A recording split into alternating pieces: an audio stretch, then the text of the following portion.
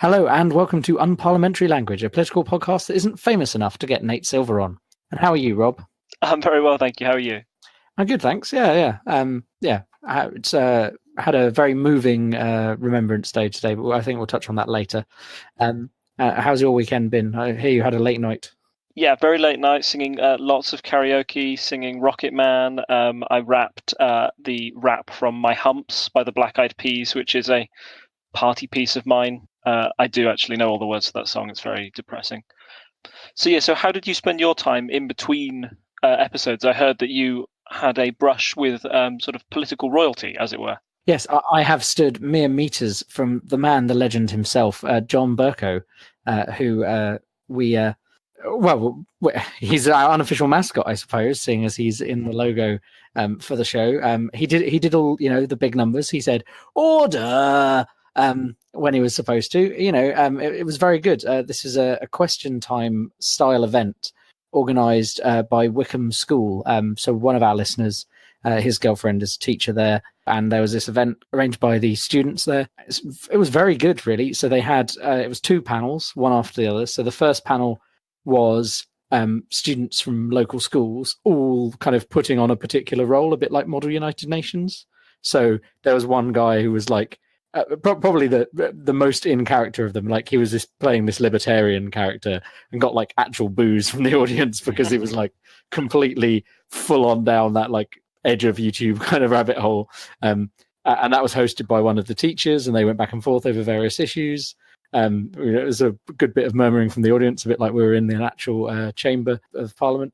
And then the main thing was we had John Bercow hosting, and then they had the local MP, a local Lib Dem councillor, the deputy head of the Green Party, and I've forgotten his name, but there's an economist who writes for the Telegraph. So, a range of views. The MP, you'll know his name better than I will probably. He quit the Brexit department over stuff May was doing, I think.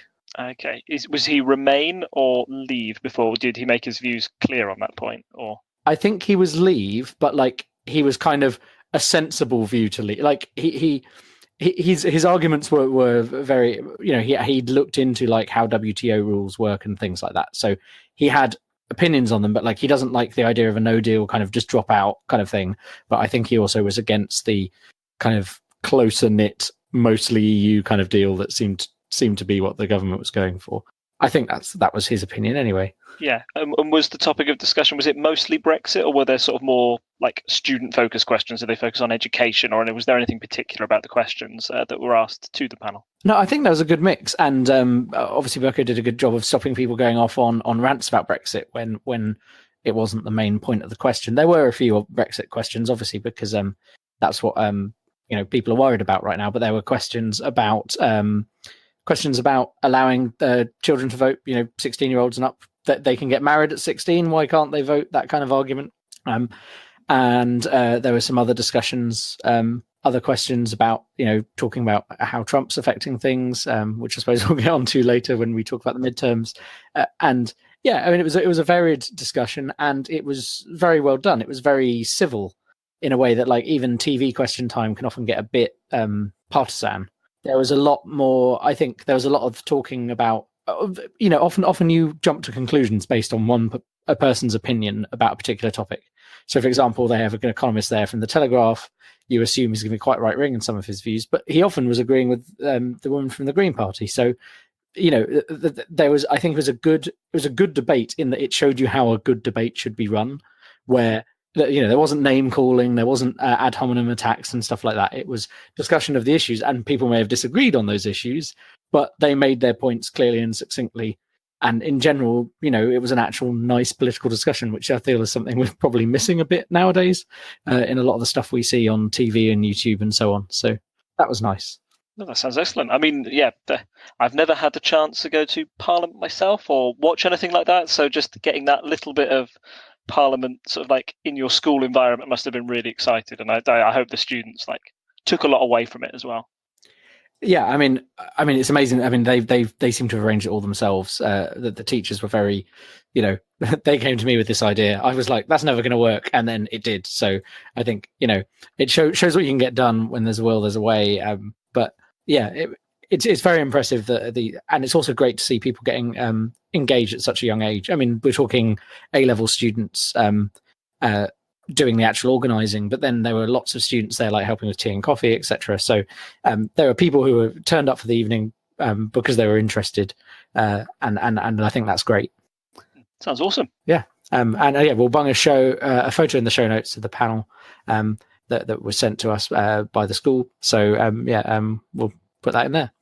Right. So shall we move on to headline quickfire? Let's do it. Yeah, we'll do slightly shortened this week because I think we've got a lot to talk about later. So first, in the Financial Times, Hammond to put Brexit at heart of budget that retreats from austerity. This was the news that broke just after our last podcast, which was the outcome of the budget that ran in the UK. Philip Hammond, there was talk before the budget that it might be one that it's the first one that's really going to have to take into account the impact of Brexit if there is a no deal or not. To put Brexit at the heart of the budget, Hammond sort of went on the assumption that we are getting a deal, and in doing so said that we would have to move away from the period of austerity, which has dominated our politics ever since 2010, since David Cameron and George Osborne got in charge, and they decided that the best way to control the country's finances was to make sure that we reduced public spending.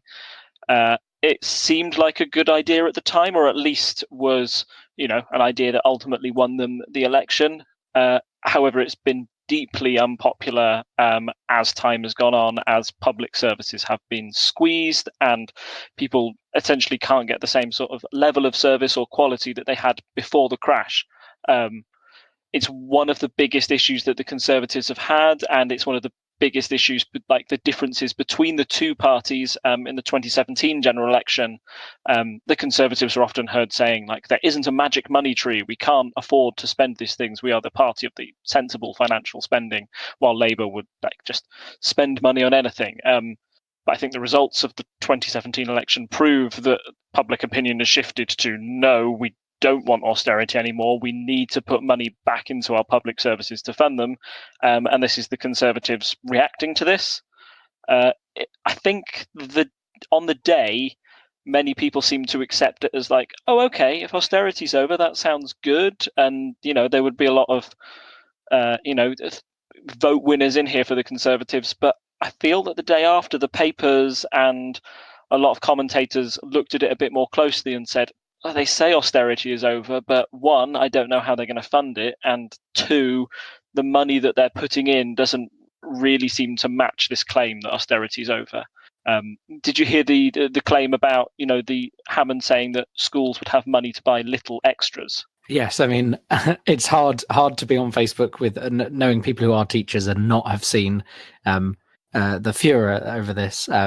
So yeah. Yeah, that was, many teachers found it insulting. They said, like, we don't need money for little extras. We need money for, textbooks, actual, like, the basics to teach our children. So, in short, a mixed response to that budget. I don't think it's probably the slam dunk that Theresa May or Philip Hammond were hoping for, but it at least marks a bit of a sea change in British politics. I think the austerity George Osborne days are certainly over. And people realise now that there is a real need to at least increase public spending in the short term. We'll move on to our next headline now. From The Observer, Aaron Banks faces new claims of misleading MPs over Brexit. This is the news that Aaron Banks, the sort of controversial financier for the Leave.eu campaign, is now being investigated by the National Crime Agency for alleged misdemeanours around the source of the finance that he got to fund some of the advertising he did during the referendum. Mr. Banks has claimed that there's nothing to worry about. It's all generated by his own insurance companies, which he runs in the UK.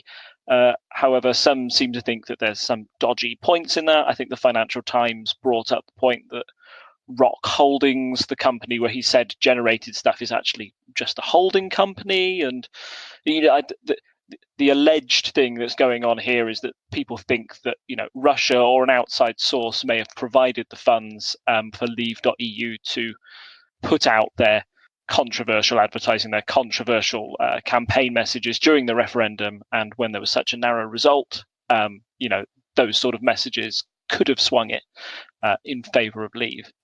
In short, I don't think this is going to change the result of Brexit. It's certainly not going to reverse it, in my opinion. But again, it's another thing that makes you frustrated about the way that the Brexit campaign was handled, and particularly if a foreign power, if there have been foreign donations and they've been used to fund a campaign that just affected the UK, that doesn't bode well for our democracy or how our democracy works. So the fact that this is being investigated by the National Crime Agency, which is sort of the equivalent of our FBI, I would guess, over in the UK, like one of the highest sort of like levels of investigation you can have in the UK. It's a big deal. I don't know what you thought of the claims themselves. So I think it's kind of part of the problem here is the rhetoric around it is obviously very it's very partisan because it's on Brexit. So you have people being like this, we can strike, Brexit must stop because of this thing, and it's like, sadly, that's not going to happen. We're not going to change the outcome because of this. And I think it's also because Leave.eu wasn't the official campaign as well. So there's, yes, it will have had an impact. And I think with a vote this close, that impact should not be ignored. And if he's done something wrong, he should definitely be investigated and, dealt with in whatever I feel more than a slap on the wrist would be good.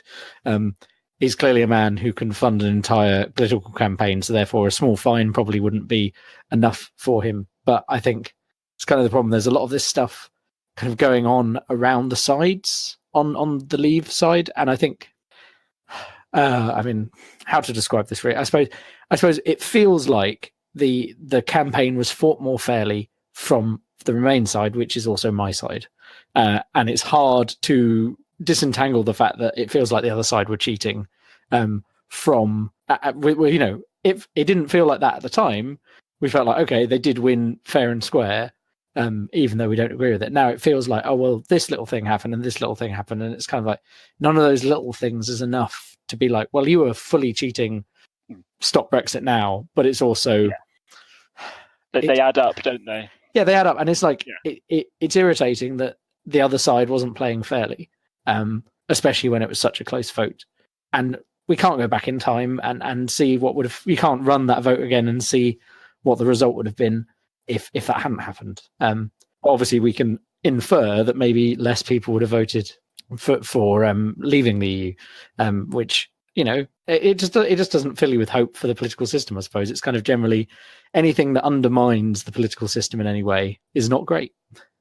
Yeah. And I hope that if this is, proven to be true, that the consequences for Arron Banks are, severe, at least, makes people think twice before accepting foreign donations or doing this in any other election in the future. Because, it certainly doesn't bode well for our democracy working the way it should do if this is allowed to happen. I suppose, still staying on the topic of Brexit, our next headline from The Guardian: blow for May as another Johnson quits over Brexit. Yes, this is the news that Boris Johnson's brother, Joe Johnson, has quit the cabinet, and in doing so, he called for a new vote, basically a second vote, like the one we were talking about last week. He quit, essentially saying that the Brexit deal that was being negotiated wasn't what anyone had voted for. It might be worth pointing out at this stage that Joe Johnson originally voted Remain, so he's very different in that respect from his brother.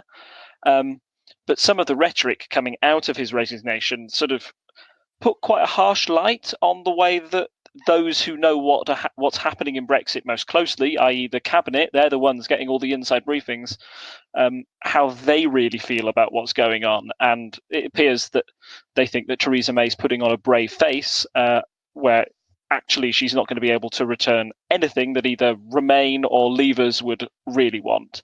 I think Joe Johnson said in his own words that this was a failure of British statecraft unseen since the Suez Crisis.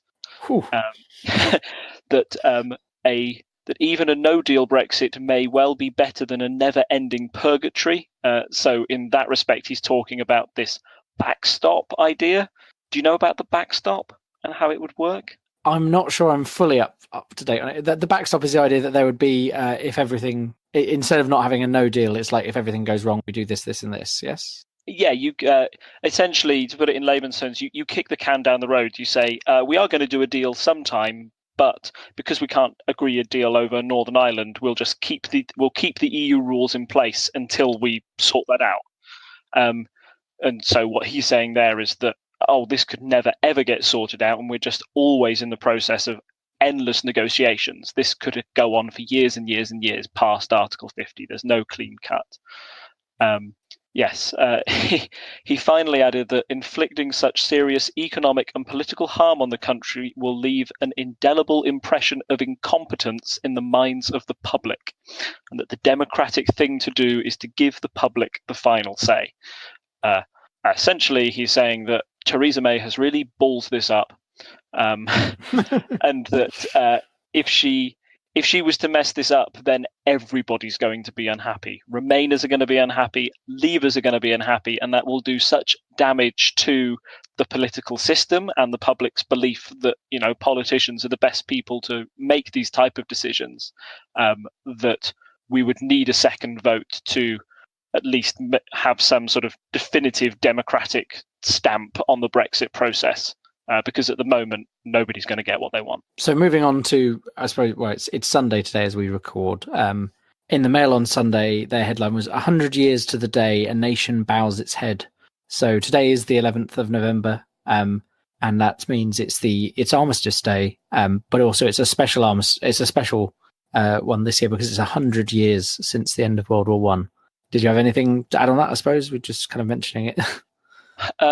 I think it might be worth mentioning what Trump did over the weekend. On Saturday, the day before the armistice ceremonies, Trump was meant to go to an American war cemetery in France. Instead, he declined because it was slightly drizzly. He said it was bad weather, but when you looked at the weather, it was only mildly spitting. This caused quite an outcry on Twitter and from other world leaders, most notably Justin Trudeau, who made a point during his speech at the Canadian cemetery to take away his umbrella, and saying that, it's worth reminding. It said something on the lines of, it's worth us reminding ourselves that while we're here getting wet and our suits are getting wet, that 100 years ago it was a hail of bullets, it wasn't a hail of water. Also today, Trump arrived late at the big memorial that was happening at the Arc de Triomphe. He travelled separately from all the other world leaders and turned up late, which seemed to annoy some of the others. He didn't turn up as late as Putin, but Putin seemed a little bit more apologetic for his appearance being late. It just seems somehow Trump always manages to make these things about him, and that was just one of the more notable things about the Armistice memorial over in France. I think it was meant to be a rather routine trip, and Trump managed to turn it into being all about himself. It was, we had a brilliant service. I did it through my scout group, and the guy has been running it for 30 years, and the turnout we had for such, I'm within London, but essentially it's a village green, and the local people coming out to support it. The turnout we had was very impressive. I know the percentage of scouts who were there. It was a good turnout, because I know as a kid, it's quite hard to convince people that it's worth going to when you were a kid. But, most of them turned up, and then we had a large amount of local people coming out to stand there. We have a pre-service at the Scout Hut that concentrates on local people.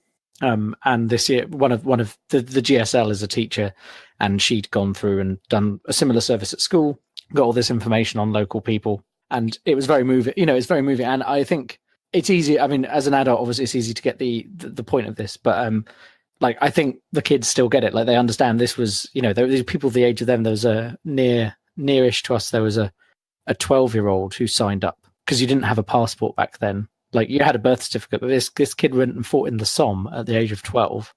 And it was only because his mum sent a letter to the War Office saying, this is not okay, here's his birth certificate, that eventually he got sent back home. And then as soon as he got to about 16, he blagged his way in again and went back in 1918. And he survived the war, actually, and ended up being a police officer in Kingston. But he's I believe he's noted as the youngest combatant in the World War, at least that we know of. But it's crazy, like, to think, everyone thought it would be over by Christmas. Let's go have a jolly old battle. We'll get a scar, come back and show it off to the ladies. And it very much wasn't what they thought it was going to be. I don't really have a point here. I'm just saying, we should remember this. It is important to remember, because we don't want anything like that happening again. And we've developed far more terrifying weapons than we had at the start of that war. I mean, over the course of that war, they went from fighting on horseback at the start of it to machine guns, tanks, planes by the end of it. In fact, it's very interesting. There's on Reddit, I think it's called History Colorized or something like that. It's a subreddit where they recolorize old photos. And there's photos of the French troops at the start of the war, and they look like Napoleonic era troops in like their full colored regalia that you can easily see in a forest and shoot at.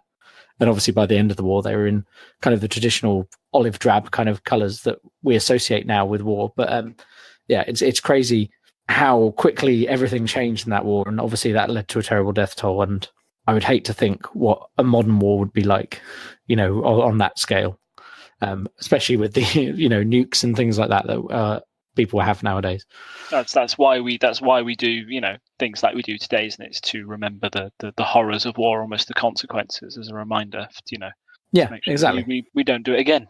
We will remember them. Our final headline, which I suppose leads on into our main point, from the Times: Trump points to second term. So we're 2 years into a Trump presidency, and we've just had the midterm elections. And obviously he's already thinking ahead to 2020 when he'll have to run for re-election. So can you tell us a bit more on that, Rob? Yeah. You say it's 2 years since Trump's been elected. Boy, hasn't time flown. Don't you just feel it's just, nothing's gone on. It's just been, a breeze. These were the midterm elections, which is going to be our main focus tonight. And this was the first official referendum on Trump since 2016, really. We've talked a bit about how the House works, and this was on the horizon. This is the opportunity for America to vote in the entire House of Representatives again and battle for 1/3 of the Senate seats. If we briefly just go through the results as they stand, it's really important that even though these elections happened Tuesday night, they are still counting ballots in a lot of places, and I think some places in California take up to 2 weeks to count all the ballots. So it'll be a little while until we get the whole picture. But as it stands, the Democrats were able to win the House with 225 seats. With the Republicans winning 225 seats and the Democrats winning 255. That's with 13 seats yet to declare. But in the Senate, however, it was a different picture, and the Republicans were able to maintain their control of the House with 51 seats compared to the Democrats' 46, and there's 3 Senate seats left to declare there. But I suppose it's worth reminding people that the Senate has 100 seats, so 51 is 51% there. Whereas in the House, is that's the 538, right? Yes, because that's why 538 is called 538. Yes, 538 is the Electoral College votes. It might not be. Oh, okay, right. Let me just check the number of seats in the House, because the Electoral College votes is the number of senators for each state plus the number of representatives they have in the House for each state. So I think if you have 538 and take away 50, you should get the total in the House. But let me just check. There's 535 seats. Oh, okay. So it's very close, but not quite. Yeah, so that's add 50, and then you add an extra 3. Oh, that might be by places by like Washington, D.C., having Electoral College votes as well, even though they're not a state.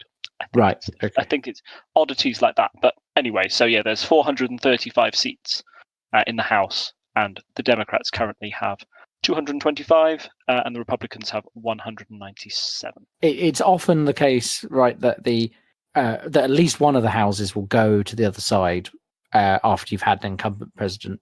I mean, you will probably know more here than me, but I mean, there have been examples where that hasn't happened. But in general, like, it's definitely very rare for them to keep both at this point in the presidency, and that's one of those checks and balances that's in place in the US system. So we were expecting, well, I mean, I think we were saying last time, was it 6-7 that the House would go to Democrats? So, well, we figured it would be the House, but the Senate was a more interesting race to watch for that reason. Yeah, the Senate was the opposite. I think the polls really got this election quite right. They said that there was a good chance that Democrats would win the House, and they did. And they said there was a really good chance that Republicans would win the Senate, and that's exactly what's happened. And one of the big talking points was that. Did you hear this term "blue wave" before the election? Yeah, I did a bit. Yeah. Yeah, the idea that this would be the moment which would show Trump that everybody thought 2016 was a massive mistake, and that the whole country would sort of swing towards the Democrats. And this is what people were sort of pinning their hopes on, at least in the House elections and in the Senate as well. However, the opinion was that it sort of failed to materialize. Definitely the morning after, I felt that the coverage was, yeah, the Democrats have won, but maybe it's not the body blow, the sort of like the real gut punch to Trump that it could have been. So I just wanted to use this time to examine a couple of the arguments to be made that there was no blue wave, and why the night might be seen as a bad night for Democrats, and then look at the opposite point of view and say why it was a good night for Democrats in the end. Yeah, I suppose on that point, maybe worth mentioning. So, how late did you stay up on Tuesday watching this? I didn't stay up. I didn't stay up late. I think I got to bed about midnight that night. I was doing my damnness to avoid news coverage. Essentially, ever since 2015 and 2016.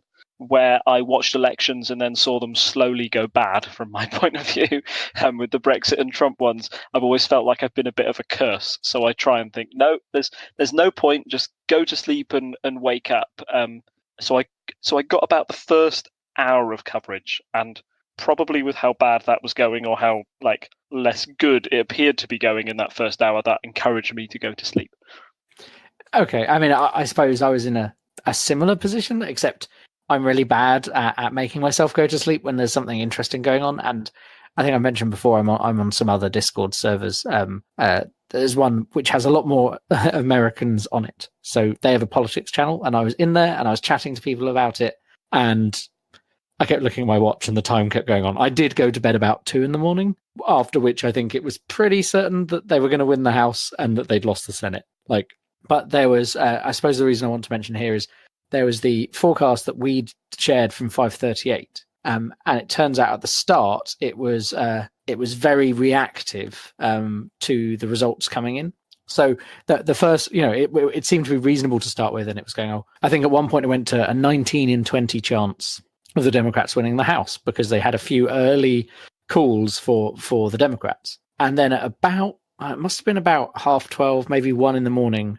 To us, which would have been. It must have been a much more reasonable time there. But I'm trying to find the tweet to show you. Basically, Nate Silver had to put out a tweet saying, we're going to have to slow down how reactive this is, because it was just taking in every result that came in, taking in the percentage of votes that they knew at the time, and making a prediction based on that almost. So it was just going wildly. And there's one point where it suddenly started predicting the House was not going to go to the Democrats, based on very little information. I'll find that tweet and put it in the show notes. But yes, it was interesting following that, and because there was a problem with some of the predictions from 538 in the run up to the Trump victory, and I think he got a lot of flack over that. So there was a lot of people in the Twitter chat, saying, "Oh, it's the same thing again," etc. And it was interesting to watch, but also harrowing at the same time. Yeah, I think definitely that flashback to 2016 was probably the thing that was making, Democrats jittery. People who were against Trump really jittery. I remember the 538 poll, that graph from 2016, and essentially the prediction, or the polls had predicted that Hillary Clinton had this sort of firewall of blue states that would shield, they're going to lose these states, but if she wins all of these should stay Democrat, which means that even if the Democrats lose Florida, that's no problem. Clinton will probably still have enough to win the election. What happened was Clinton started to lose those states in the firewall, and then the model went, oh goodness, if she's losing this badly here, then we'll have to reinterpret our results, and it went wildly towards Trump. And there's just this graph of it looking all blue at the start of the night and then all red at the end. So I think the model did its job, but its job is to sort of like just take the information it has and translate that. And it had very limited information at the start. I think the two races that were of most interest were there was Kentucky's 6th district. There was one that was a House race that was in quite a red state, but was an indicator that if the Democrats won that, it might be a really good night for them rather than being moderately successful, and they narrowly lost that.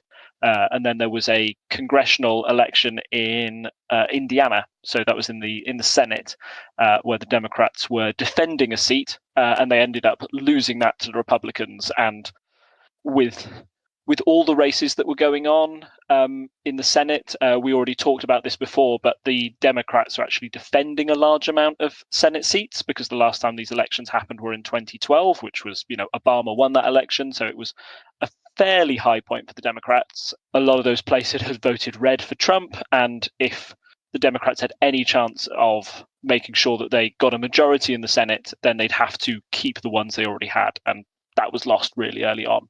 So I think that would have made the polls go bad, and certainly made that sort of like early indicator for Democrats, meaning that, oh my goodness, this isn't going to be as good as we thought. We're definitely going to lose the Senate. Those sort of dreams were dashed fairly early on in the night. So I can imagine, like you say, that chat room you must have been in, or that Discord server you're on, was probably getting quite jittery at that point. Yeah, there was. I mean, a number of people said they had to go to bed because they couldn't watch it anymore. It was too stressful. I can understand. I got to the point where I was like, I feel like this can't. It's not announced one way or the other, but like it looks like it's going the way that we kind of mostly expected. It's time for me to go to bed.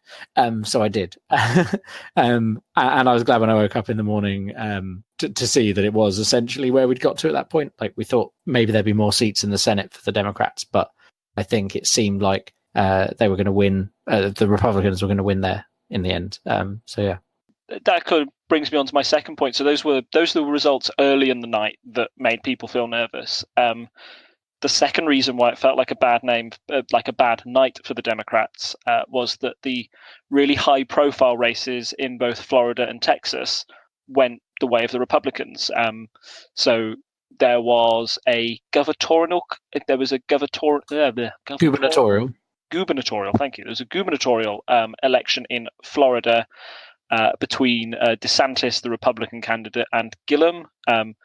Even as somebody living in the UK, that was the one where I was like looking on Twitter and I saw reactions from their debates going forward. And Florida's always quite a big state to win because it's seen as a key to winning a presidential election. So if you want a barometer of how well you might do in 2020, then being able to win close races in Florida is going to be a big deal. And in the end, both of those elections appear to have gone the way of Republicans.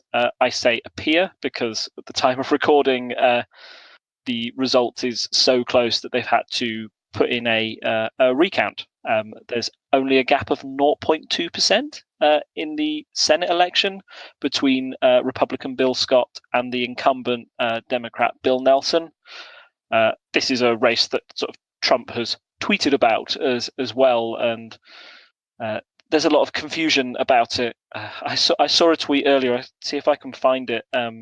Somebody said that news agencies should stop putting that 100% of precincts have reported, because that doesn't necessarily mean that all the votes are in, because that doesn't count mail vote, the votes that come in by the post and absentee ballots, and that can reduce trust in the system if people don't understand quite how it works, and they just think that, oh, the Democrats are just finding votes from somewhere. This is corruption. Trump's been big on, well, he thinks that there's a lot of voter corruption in the USA, even though this has yet to be proved by anybody at any point that it's happening on the scale that Trump claims, but it appears to be one of his big beliefs. And stuff like this happening, if this election was to be recounted and then go the way of Democrats, it would certainly fuel some conspiracy theories, I think. Yeah, I mean, I've just shared in the chat, and we'll put it in the show notes, there's a link to, well, one of the people I was talking to, they live in New York, and there was the New York Senate 50th district where the news had cut to one of the, I think it was the Democrat candidate, about to give his acceptance speech for winning, but then had to be like, oh, like voice in his ear, oh, hang on, what? And then they cut to the other guy also giving his speech, the Republican, because like it was so close, and it like no one quite knew who'd won yet, and they're still waiting on absentee ballots there. Oh, they may have come through now, but at the time they were waiting on them. So yeah, I mean, it can get stupidly close there. There's only about 2,000 votes between them. Something we don't have. We're all in one time zone in the UK. Hawaii, they are still at the polls when news is coming out of the other places that have closed. Like, see, they can do an exit poll as soon as the polls have closed on the East Coast. And by the time you get over to the West, like people could still be voting in the West Coast. And I think that's what happened with Al Gore and George Bush, didn't it? That they had, that they think one of the factors may have been that they thought it was going a particular way. And so then people may have changed their vote to try and affect it, or voters who weren't going to go out and vote that day chose to go out and vote. And so when it's a really close race, that can obviously push you over the edge. As somebody living in the UK, it's hard to even fathom, isn't it, that could happen. The media blackout that happens on election day over here is such that, yeah, I can't quite imagine it on the same scale. America is big. Yes, and the other rule is that Florida always goes down to the wire. I mean, Florida could vote on anything, and I think it would be 49 to 51. Personally, it's just it always seems to be the case. Sorry, I was just going to say on Florida, it's interesting. So a lot of things are going on. This isn't just Senate and House elections. That's what we're focusing on. As you've already said, there's gubernatorial votes, but there's also that there's votes on various propositions in the states themselves. And in Florida, one that did go through was allowing people in prison, inmates, to vote in future elections. And apparently it is the thing whenever something happens, people are like, oh, next time that'll swing Florida. So I'm not going to make that prediction because I think everyone else is already saying, oh, that'll massively swing Florida one way or the other.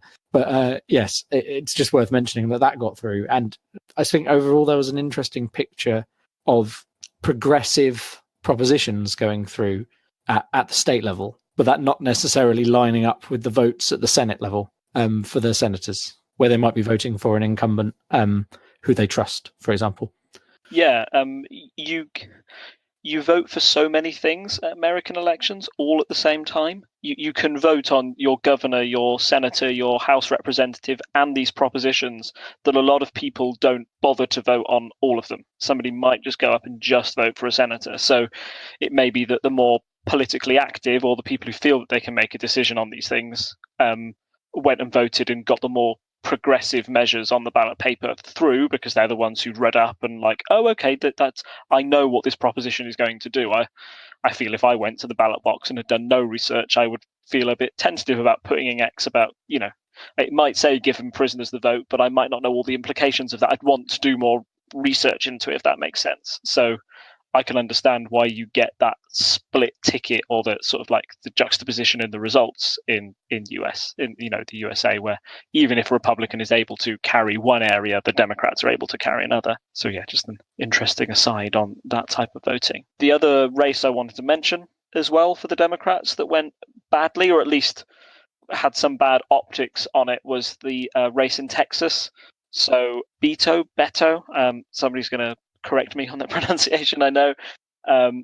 O'Rourke was the Democratic candidate to go against Ted Cruz. Ted Cruz is seen as quite an unpopular figure in the US, and Mr. O'Rourke was seen as a possible presidential candidate, particularly if he was able to carry this race. If the Democrats had been able to win this race, it would have been a massive scalp for them. They would have got Ted Cruz, who's one of the biggest figures in US politics, or at least one of the most recognizable, and they would have made Texas, like ruddy Texas, turn blue. That you just would never have even anticipated that. And even though some of the city areas in Texas are already blue, I know that Austin is an area where the Democrats are already quite strong. Just the impact of turning that blue would have been a real body blow to Trump. O'Rourke also, his campaign got a lot of media coverage, not only for that, but because he had celebrities endorse them. Like I think Beyonce on the day had an Instagram picture of her wearing an O'Rourke cap. It was hyped up a lot in the quote marks liberal media areas of coverage. So when that didn't come in, I think that was also quite a quite a big blow for Democrats' hopes. Even though, if you had a closer look at the polling, he was always about 2 points behind. Nate Silver's prediction was that he wasn't going to win this race, despite all of the effort and despite all of the coverage this race had had. So I think it's worth reminding yourself that that victory would have been a shock. But I think so much was invested, so much time was spent on that, so much energy was invested into that result that when it didn't come through, people felt maybe more disappointed than they had a right to be disappointed, if that makes sense. It's always that perfect point when you hear people saying, "Oh, well, does my vote matter?" And we said last time, go out and vote. That's when a race is this close, you can be like, well, if another 1,000 people or whatever voted on your side would win. That's the perfect case in point of why you should convince people to go vote, or if you're on the fence. And as you say, as a seat that has been consistently Republican, maybe going Democrat is impressive. Admittedly, I have been doing a bit of listening to some other political podcasts in the last week, and I think they kind of describe Texas as a perfect storm. Ted Cruz has monumentally screwed up in like kind of consistently for the last few years, because he was running against Trump, then he was like staunchly against Trump at the convention, I believe. And then afterwards he's like, oh, actually, maybe I should, as a Republican, support the Republican nominee. So he kind of annoyed everyone who was like pro-Trump. And then he annoyed people who were like, oh, we're not pro-Trump, but we are Republican. He's annoyed a lot of his potential bases. And there are still some repercussions from that, perhaps, going into this race, which may explain why it was an interesting case. In 4 years' time, he might still be even less popular than he is now. So maybe it's one to watch in 4 years' time. Sorry, 6 years' time. Oh, 6 years' time. Yes, sorry. Yeah. there's 2, there's 4, there's. Yeah. Yeah, it is. 2, 4, 6. But yeah, it's all too confusing. So those were the two big blows. The final point on why it was a good night for the Republicans, and this might be the most obvious, but it's a bit daft, but it's worth saying, is that the Republicans won the Senate, and the Senate is still, even though it was widely predicted that the Republicans would hold the Senate's still really crucial for power and particularly for Trump. So Trump is able to say that, hey, we took seats off Democrats in this election in the Senate, which is, yes, true, and you have net gained. A lot of that is due to the fact that this is showing the change since 2012, not the change since 2016, but he could still go and say that, and people will believe him. 2, it gives him good power over some appointments within his own cabinet. So the day after, he fired Jeff Sessions. The moment he knew that he had control in the Senate, he fired Jeff Sessions, basically the guy who had recused himself from the Mueller inquiry, something that annoyed Trump greatly, and he was looking for another one to take up that role. So he got rid of Sessions immediately, and it meant that Trump now has more power in the Senate to make sure that he has senators that would approve his replacement. Also, another factor is that in the Supreme Court, we've just had the very controversial and divisive appointment of Brett Kavanaugh, which has to be, the senators have the final vote in that process. Now you've got people like Ruth Bader Ginsburg, who's the 85-year-old liberal judge, who's a bit of a cult figure. She has a workout video. She's a badass. Yeah. Yes. No, I've seen that. Yeah. She's a complete badass because she has this workout video, and as you say, she's 85 and she's just like pumping iron, basically. Yeah. She recently broke some ribs. She had a fall and broke ribs, and everybody was like, oh my goodness me, what's going to happen if anything was to happen to her, and then Trump would have the power to effectively appoint 3 Supreme Court judges in 3 years in power. Some presidents can go their whole term, without ever having the opportunity to replace a Supreme Court judge. Trump, who is arguably one of the most conservative presidents we have, could swing the Supreme Court massively in a conservative direction with the help of these senators to approve his pick. And that would have a very long-term effect on US politics, because these people are appointed for life. Trump's decisions could have repercussions 20, 30 years in the future. So winning this election was a big deal for Trump. And finally, the people who won in the Senate for Trump, they are senators who are more likely to support Trump than the ones he got rid of. There's no more Jeff Flake. I know that John McCain died before these elections happened, but his replacement in that place is going to be someone that will likely support Trump's ideals more than McCain did. Whereas before he had a 51-49 majority, and almost every vote that went to the Senate, people were going, "Oh, okay, is Flake going to flip? It only takes 2 Republicans to vote against him, and we'll be able to stop Trump." That's exactly what happened when Trump was trying to reform healthcare in the US. He was unable to because his own senators didn't support him. Now, for the next 2 years, he's probably going to have even more support in the Senate than he did. So Trump has some reason to feel successful, and Democrats have, a big reason to feel like that there was a missed opportunity, or they weren't able to completely curtail Trump's power in the midterms. It is worth mentioning, though, like in the past 2 years, he's got through. I suppose we've not really done a "How has Trump done" kind of episode yet, but we have touched on it at various points. He hasn't got. He's got through tax cuts, which he was always going to get through with the Republican House and Senate. But he has struggled to get through his other kind of key policies that he put forward. And that was with both houses on side. And now he doesn't have the House. So, he's only got the Senate on his side. So, the House can stop things getting to the Senate approval stage, right, essentially? Yeah. I think that's why the night was a big win for the Democrats, because they can stop big Trump policies that will now become impossible. Trump can't do any healthcare reforms, really, not on the scale that he wanted to, because the House just won't let him. The Democrats wouldn't let it go through. Equally, funding for the wall. Trump would have to get approval from the House to get that through, and he was unable to with a Republican House and Senate in charge. So Trump having control of the Senate helps him in quite like a narrow corridor of things. Things like the Supreme Court nomination picks, that's something he only needs the Senate to do. Nominating people to his cabinet is something, and the scrutiny of those people is something that the Senate takes a lead on more than the House. So he still has some power, but Democrats winning the House has massively curtailed Trump's domestic ambitions on a scale that means that a lot of his policies that he had in 2016 are now virtually impossible. That was one of the big points I wanted to add for, why is it a blue wave? Reason for Democrats to be positive. That's the biggest one. The other things I wanted to point towards, some of the odd facts that came out of this election, and saying why it was a blue wave, is looking at the popular vote margin between the two parties. So there was, I don't know if you saw this stat, it was in a tweet and I looked it up, and it is true, but it sounds mad when you say it. So the Democrats got 47 million votes and lost 2 seats, and the Republicans got 34 million votes and gained 2 seats. Wow. So, so you look at that and you go, how can that be fair? That seems broken.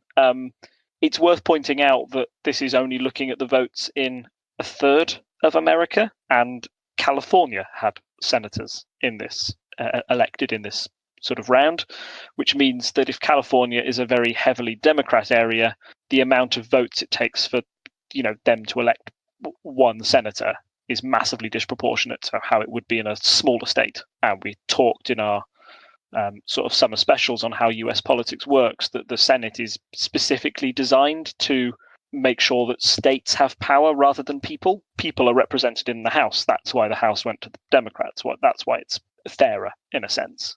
But still, that number, the number voted for in the Senate and the difference between the seats sort of hides the fact that the Democrats were able to gain a lot of votes in this election. So if the Senate's so unfair to look at, let's look at the House.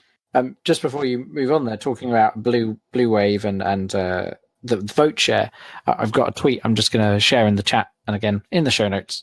This is the the historical vote choice in the 18 to 29 bracket, and you can see that since, well, I mean, it's been steadily going up since about 2002, but the youth vote seems to be veering off and becoming much more Democrat than it was in the past, which I suppose mirrors some of the stuff we've said when we've discussed Brexit and other things in the UK Labour vote.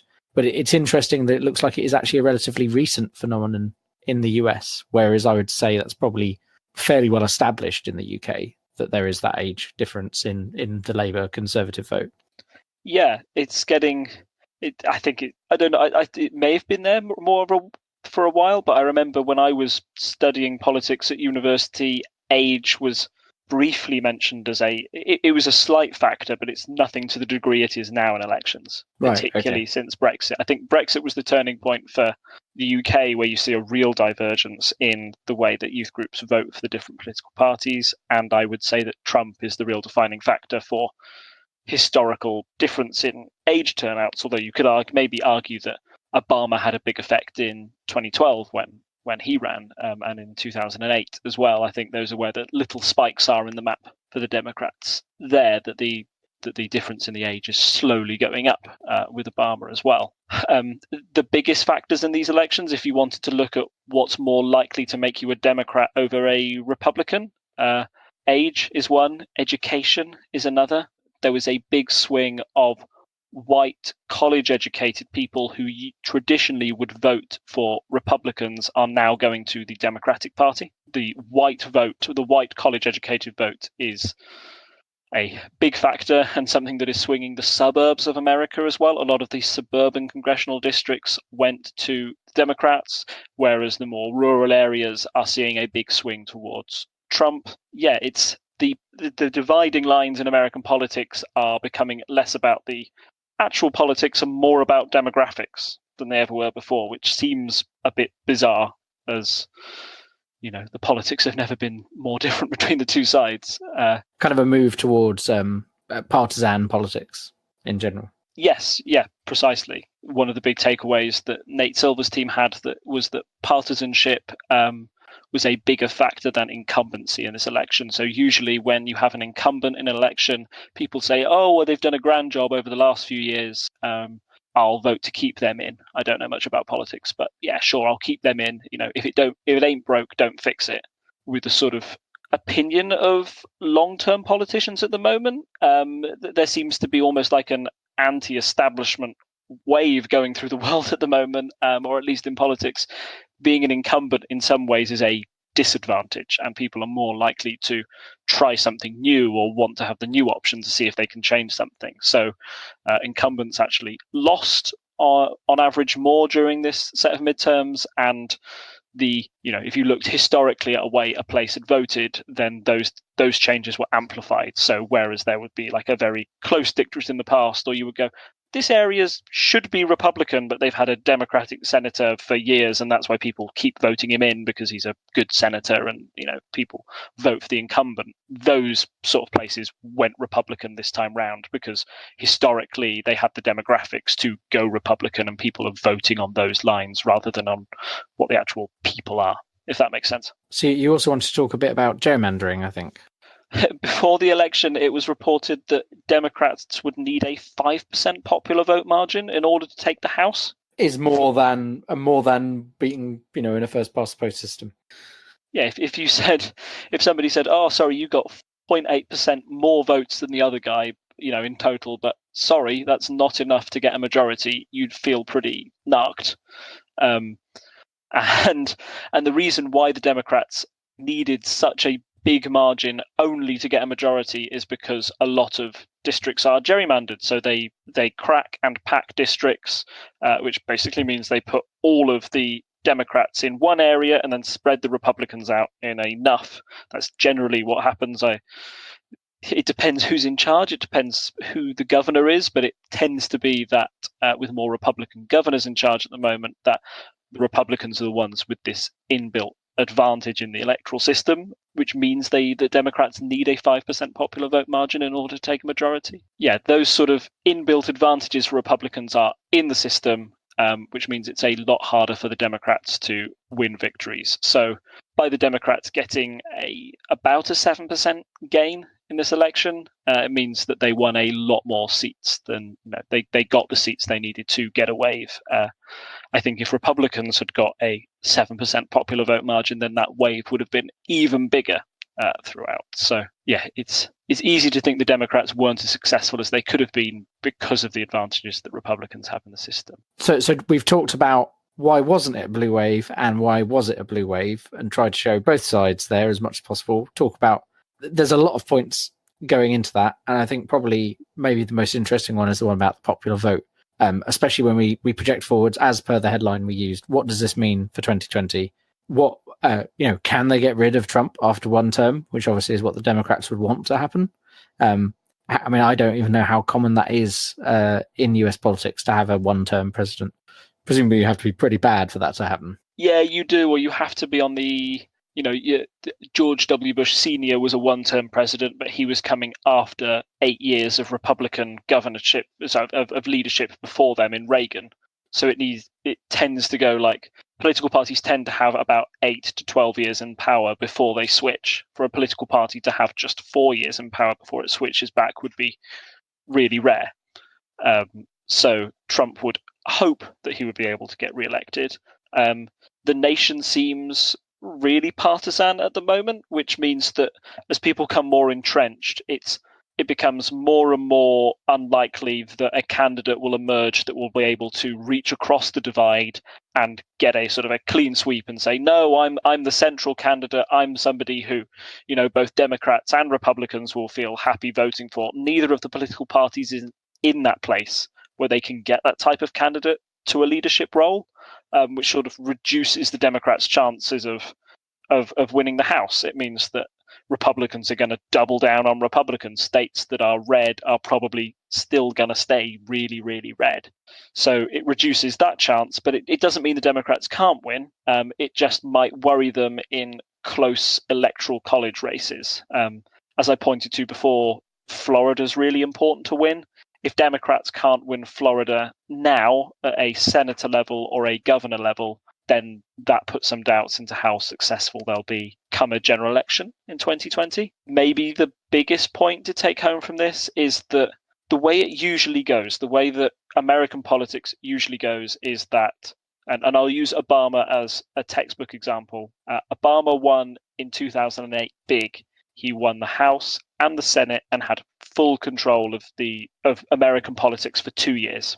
And in that time, he put in Obamacare and Medicare, which was one of the biggest changes in American politics. There was a backlash about that from the Republicans, and they won big in 2010, which meant that Obama was forced to become, more conciliatory, have more compromises about what he could get through the House and what he couldn't. But in the end, Obama won in 2012 quite comfortably. Even though there was a Republican wave in 2010, there was no problem for Obama because he was able to compromise. With Trump, I'm really not sure if he is capable of compromise. I'm not even sure he knows the word. Possibly. He wasn't even able to compromise with some of his own senators within his party. We've talked about that a lot in the past, and in his press conference after the midterm election results, he said that he'd be willing to compromise, but if the Democrats started to play hardball, then he would play hardball too. So if the working of government just grinds to a halt in the next 2 years and Trump can do nothing, that might have a big impact on 2020 and how possible that is. So yeah, if Trump was a typical president, I would say that he would still have a fairly good chance of winning in 2020. But as past form has shown us, Trump is anything but typical. I think maybe I'll just add 2 notes based on my kind of listening and reading around the subject in the last week or so. One thing is Trump still has a fairly strong base, which I think people always, going into 2016, people he has this good base, but they always thought that Hillary could beat that. So there's that group of people who are probably always going to vote Trump, that he's managed to mobilize, and he seems to be doing well doing these rallies. And that leads into another point about the Senate. It seems like he concentrated on flying to all the Senate places. I mean, he said that basically the only people who got through were the people who embraced him in the Senate races. So I mean, he clearly thinks he's a big deal in that respect, but it does seem like there is some truth to that. He kind of, maybe he decided he'd give up on the House because he's probably going to lose it, and he was concentrating more on those Senate races. In the general election, he has more time to go around and be visiting all those places in the lead up. So maybe if he concentrates on those swing seats, that he can go and he can boost his base and he can win, because when he holds those rallies, it seems to bring out more people for him. Yeah, that's sort of the partisan point I was bringing up. If you go into those red states and Trump campaigns there, he's really likely to do it. He's not going to go and campaign in California. It would be a waste of his time. Yes, yeah.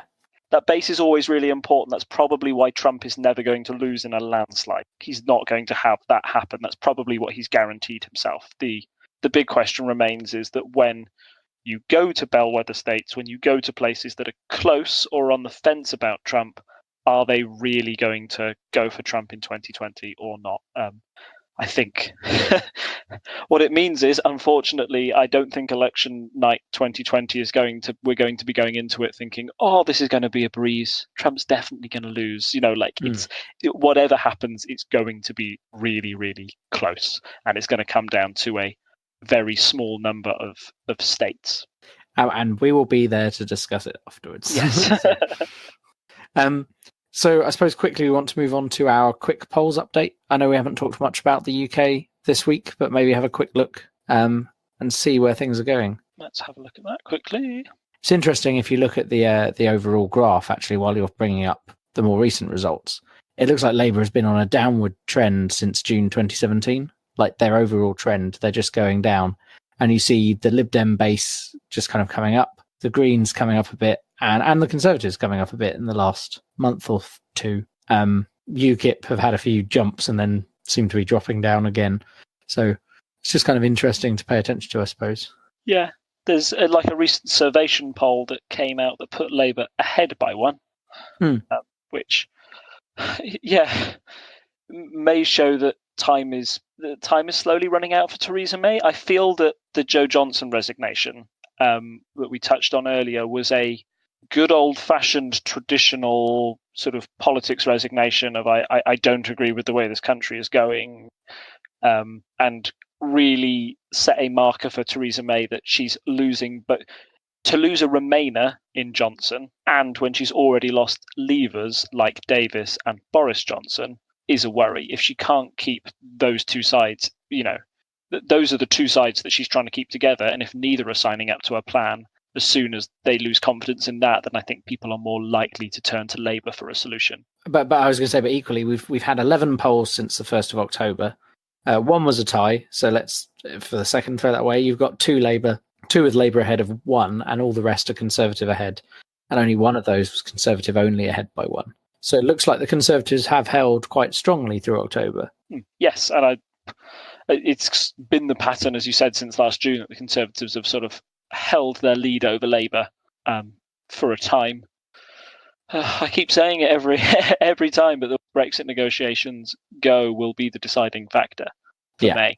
I can't remember if I said this last time, so stop me if I did, but there was a columnist who said that when they read about Theresa May, things change so quickly that one day they think that the government could collapse by the end of the day, and the other times they think that Theresa May will be in her 96th year of government, still negotiating with the European Union. Those appear to be the only two options on the table. It's a really odd scenario we find ourselves in British politics, and would you say it's almost like a purgatory of just not quite knowing? I wish the Article 50 date would just happen now, because at least it would spark something. I think this kind of goes into our discussion earlier where we were talking about staying up late to watch the results, and kind of you don't know the actual answer yet. You're going back and forth between worst case and best case scenarios. And I don't know, I feel like I've had a lot of personal stress in the last few weeks moving house and things like that. And a lot of it boils down to not knowing is the most stressful thing. Humans are good at seeing patterns and extrapolating from patterns. But if the pattern keeps changing, then your extrapolation keeps changing, and it's very stressful. And we're doing that as a country right now. It's not just individual things. It's and I think that's why we get this kind of Brexit fatigue. Everyone's kind of if I keep paying too much attention to this, I will just get too stressed out and not be able to function. Yeah, no, my usual solution of just going to sleep and waking up to see what happens in the morning hasn't really worked because, I can't hibernate for 3 years. So, much as I wish I could. Yeah. So, yeah. Oh, so excellent. Glad to end on a high. No, glad to end on a high note. We love ending on a high note here as we discuss the state of the nation. Thanks for joining me as always, Rob. It's been good to chat about the midterms and maybe getting some opinions I hadn't heard because I've been paying attention to very US focused things and more kind of local stuff. So it's nice to kind of discuss the big picture. Thank you for joining me as always. We've been on Parliamentary Language. You can find us on all the usual places. You can find us on Reddit at /r/unparliamentary. You can find us on Facebook as Unparliamentary Language. You can find us on Twitter and Instagram at Unparl Podcast. And you can support all of the TTSS Productions shows at patreon.com/TTSS, where you can help fund the website and just throw some money our way to keep us doing these shows. That's always good.